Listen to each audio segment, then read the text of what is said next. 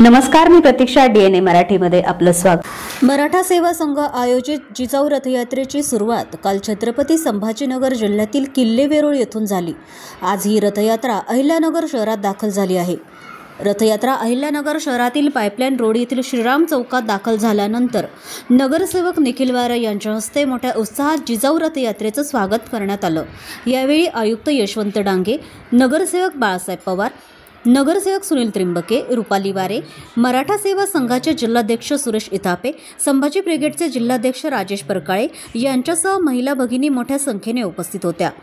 संपूर्ण शहरातून रथयात्रेची मिरवणूक काढल्यानंतर छत्रपती शिवाजी महाराज यांच्या पुतळ्याला अभिवादन करून ही जिजाऊ रथयात्रा पुढे श्रीगोंद्याकडे मार्गस्थ झाली. रथयात्रेमध्ये सर्वांनी सहभागी होण्याचं आवाहन देखील यावेळी नगरसेवक निखिल वारे यांनी केलं. आज नगर शहरामध्ये जिजाऊ रथ यात्रेचं आगमन झालं होतं.